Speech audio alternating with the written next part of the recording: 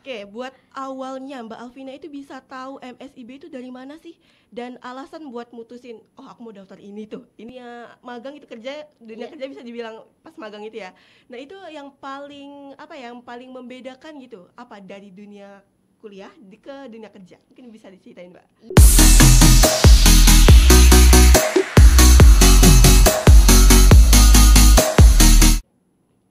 Halo semuanya, selamat datang di podcast kita kali ini bareng aku Sabila Hardiana.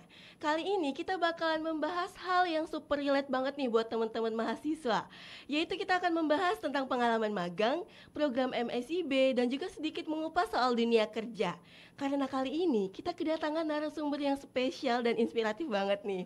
Di depan saya ada Mbak Alvina yang sudah pernah ikut program MSIB dan tentunya punya banyak cerita menarik nih yang pastinya nanti bakalan jadi insight baru bagi kita. So, kalau kamu lagi mikir magang itu penting gak sih? Atau aku mau ikut MSIB tapi daftarnya gimana ya? Nah, tenang aja. Semua itu bakalan kita bahas di episode kali ini. Jadi kalian stay tune ya. Oke, let's go kita bahas. Mungkin kita ajak kenalan dulu nih narasumber kita kali ini. Halo Mbak Alvina. Halo.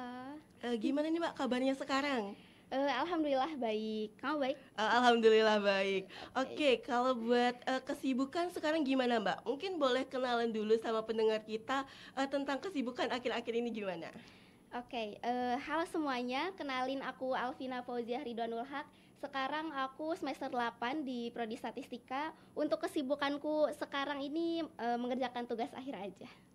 Oke teman-teman, berarti Mbak Alvina ini sekarang lagi sibuk sama tugas akhir ya Mbak. Betul. Nah, di tengah kesibukan beliau itu tetap menyempatkan hadir buat berbagi pengalaman sama kita.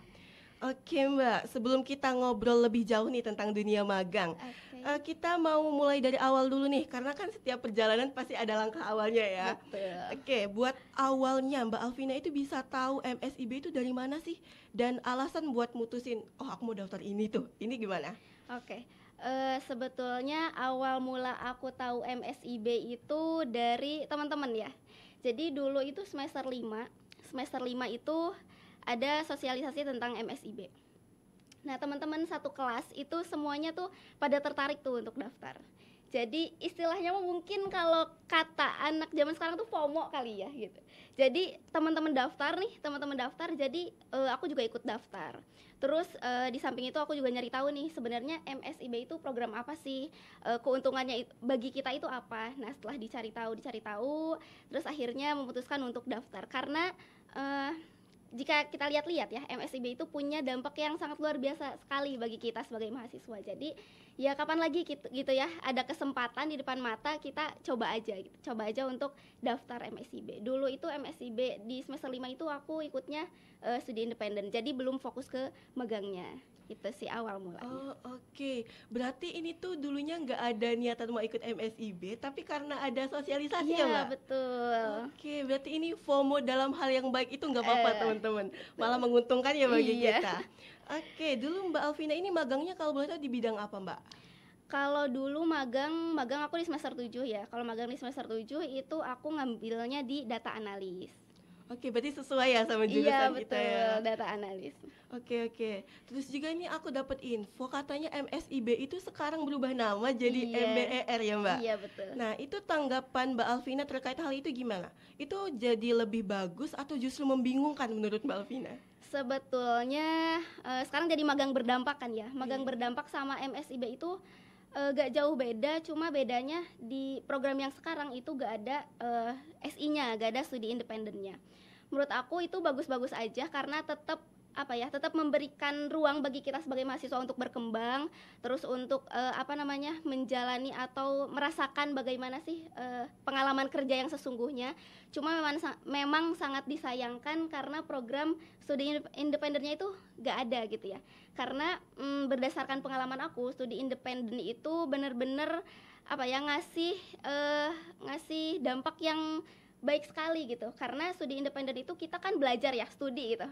Belajar di luar kampus yang mana memang kita tuh mempelajari hal-hal yang sebelumnya belum kita pelajari nih di kampus. Jadi kita nambah insight baru di luar kampus yang tentunya itu akan sangat berguna bagi kita. Yang namanya ilmu kan nggak ada yang nggak bermanfaat ya. Betul, Jadi betul. ya sangat disayangkannya itu aja sih. Tapi untuk bagus atau enggaknya ya tetap bagus, karena sama-sama ngasih ruang bagi kita untuk tumbuh dan berkembang gitu. Cuma ya sekarang berarti tinggal magangnya aja gitu, hanya magangnya aja gitu sih.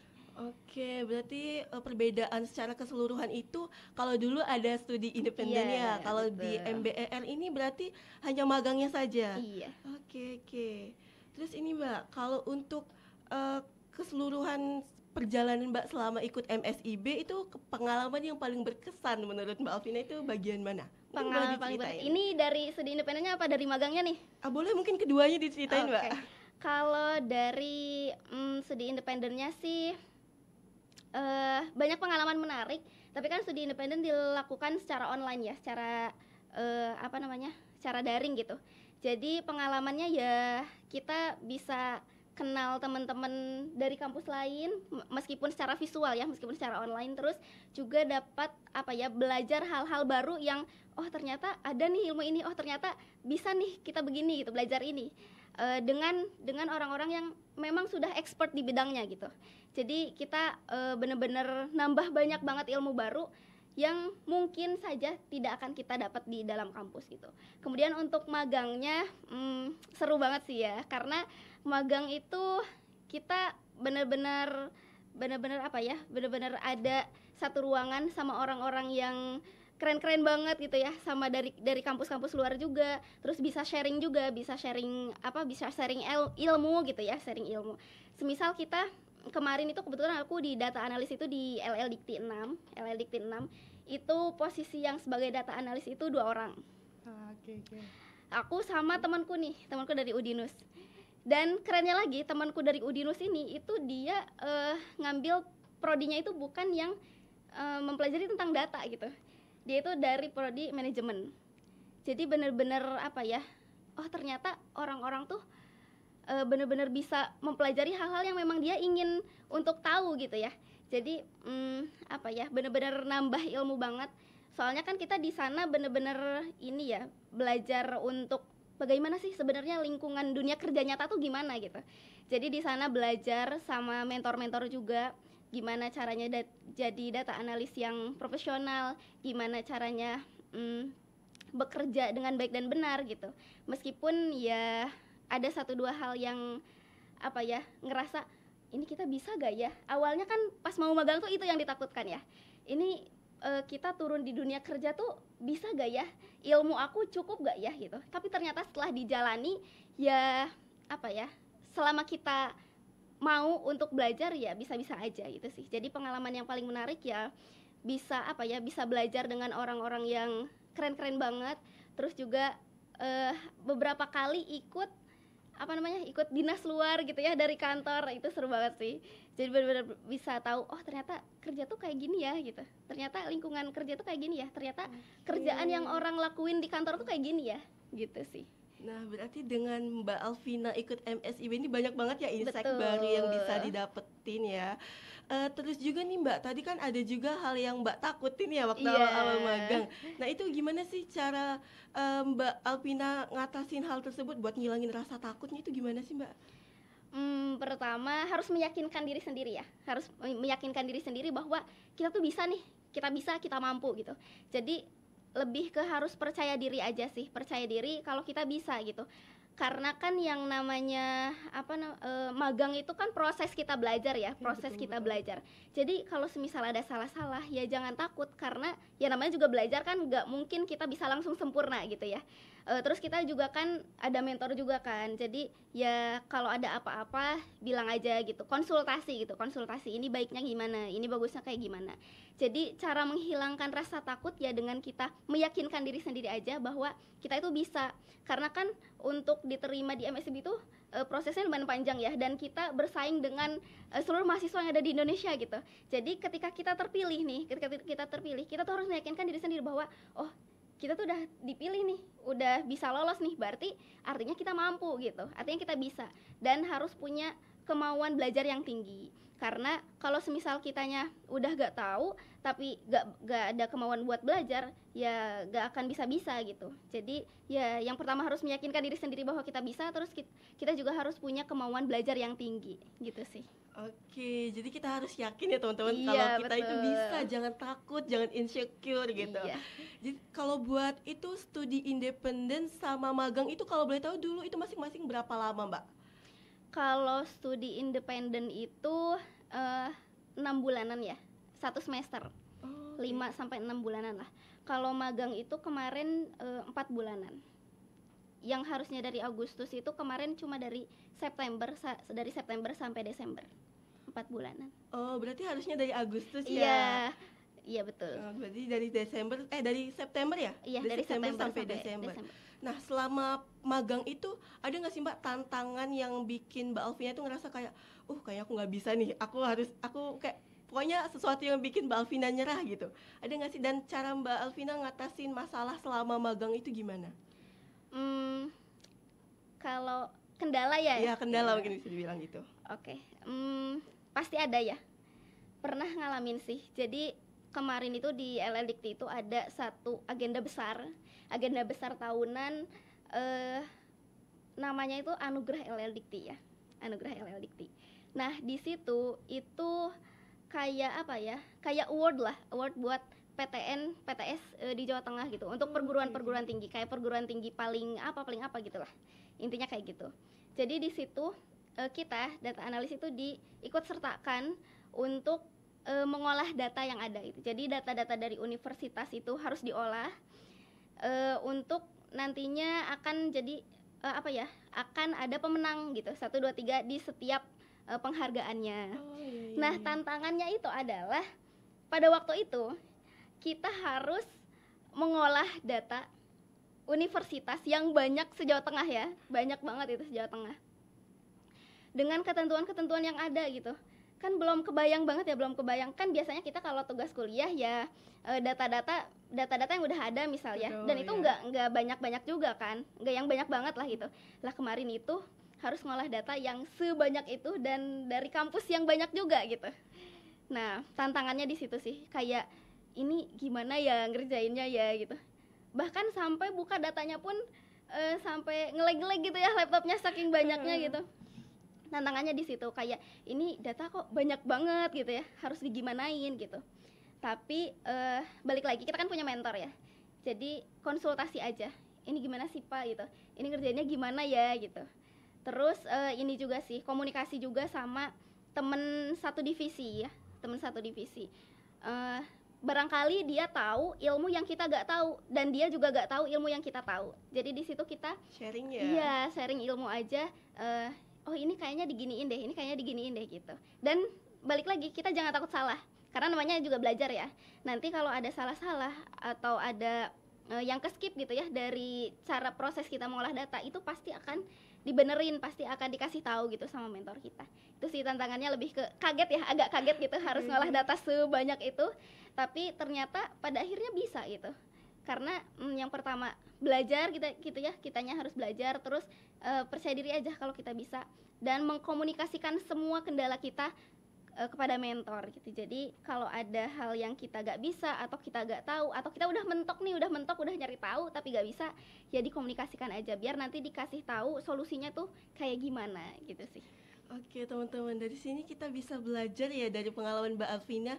Kalau kita lagi ada kendala tuh kita tanyain aja sama seseorang yang mungkin bisa lebih tahu ya. Iya. Jangan malu buat tanya. Jadi kalaupun misal kita ada ngelakuin hal yang salah, itu nggak apa-apa, itu namanya proses ya Mbak. Betul. Jadi kita kalau misal ada kendala kita tanyain aja sama orang yang lebih tahu gitu. Terus ini kan Mbak Alvina masih mahasiswa juga ya? Iya. Ya. Nah itu perubahan dari dunia kampus ke dunia magang itu kerja bisa dibilang pas magang itu ya. Nah itu yang paling membedakan gitu, apa dari dunia kuliah ke dunia kerja? Mungkin bisa diceritain Mbak. Yang paling membedakan ya, kalau yang paling membedakan tentu saja bebannya ya, Kalau kuliah kan bebannya paling tugas belajar gitu ya. Kalau kerja itu kita benar-benar dikasih dikasih project gitu ya, dikasih kerjaan yang misal kita tuh harus bisa menyelesaikan kerjaan ini dalam kurun waktu sekian gitu. Jadi benar-benar bebannya sih yang beda, meskipun sama-sama dikasih tugas, tapi kalau tugas kuliah kan kayak tugas pribadi ya, maksudnya tuh tanggung jawab diri sendiri. Kalau tugas di kerjaan atau di magang itu tuh tugas yang bebannya itu beban ke perusahaan gitu. Jadi kalau misal kita ada salah-salah ya akan ngaruhnya juga ke perusahaan. Apalagi data analis ya. Data analis itu kan lebih ke menganalisis data gitu ya. Kalau misal kita ada salah sedikit aja tentang interpretasi data yang kita olah, itu akan mengubah ke banyak hal. Misal kita ngolah data A nih, terus hasilnya B. Nah, kalau misal kita salah, ya kebijakan yang akan diambil oleh perusahaan juga akan salah gitu. Jadi bebannya sih yang lebih berat ya bebannya, karena kalau di kerjaan benar-benar kita tuh harus benar gitu. Maksudnya jangan main-main gitu ya. Kalau tugas mah ya tugas juga gak boleh main-main sih ya, tapi lebih ke tanggung jawab atas diri sendiri gitu. Kalau tugas di kerjaan itu tanggung jawabnya ke perusahaan langsung gitu sih. Oke, berarti ini dunia kerja itu beban dan tanggungannya lebih besar Iya, ya Mbak betul. dibanding waktu kita masih kuliah. Nah terus ini menurut Mbak sendiri ada nggak sih skill yang perlu kita pelajarin semenjak kita kuliah yang itu tuh bakalan kepake banget di dunia kerja, kayak kamu harus belajar sekarang dari sekarang nih. Ini soft skill atau hard skill nih? Soft skill deh mungkin bisa jadi. Oke, kalau soft skill sih lebih ke kalau di magang ya menurut aku ya, kita tuh jangan introvert gitu ya. Jangan kita harus punya kemampuan untuk berani berkomunikasi gitu. Karena kalau semisal kita diem aja kalau kita lagi bingung gitu, misalnya kita lagi bingung, kita lagi mentok, diem aja ya gak akan ada solusinya. Terus kita juga harus punya problem solving yang bagus. Karena ketika kita menghadapi suatu masalah nih misal, terus kita bingung nih cara menyelesaikannya kayak gimana, ya akan stuck aja di situ gitu, gak akan ada solusinya. Terus kita juga harus harus punya mental yang kuat gitu ya. Karena kan balik lagi ke tadi ya. Jadi tekanan beban yang kita dapat itu kan memang beda.